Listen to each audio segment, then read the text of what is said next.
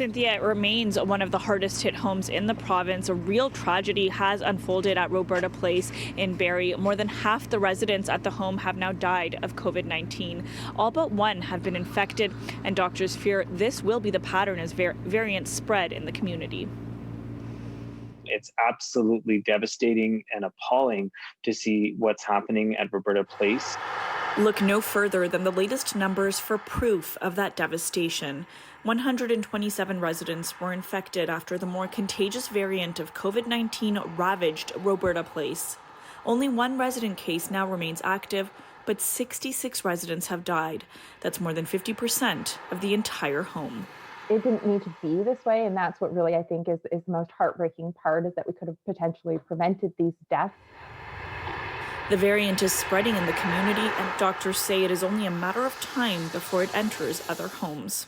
It may be up to 70% more transmissible, but that itself could be a potential catastrophe. We need to act now to solve the staffing crisis, and we need to hold all long-term care homes accountable. There needs to be a very low threshold for intervention in order to make sure that the priority is saving people's lives.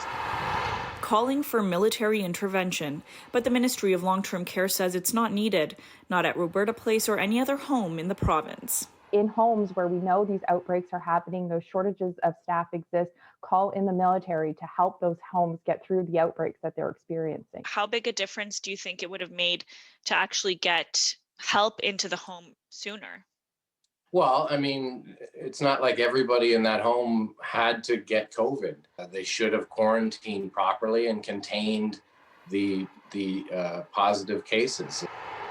Jeremy Taggart's 73-year-old mother was infected almost 2 weeks ago, and her case is now considered resolved. It's a huge relief, but also just the concern goes out to these other families that have far worse news to deal with. But Taggart says none of this would have happened if proper infection controls were in place. An inspection report early on in the outbreak found the home failed to ensure proper cohorting and isolation of residents. The operator of the home tells us they're now supporting residents in the return to a more familiar day-to-day life. In a statement, they say staffing remains stable and efforts continue to be focused on the comfort, safety, and well-being of all those they serve. Why do we not have full transparency from all long-term care homes across the province about their actual staffing level? Simply calling staffing levels stable, which is what we've heard from operators and the ministry, tells everyone nothing.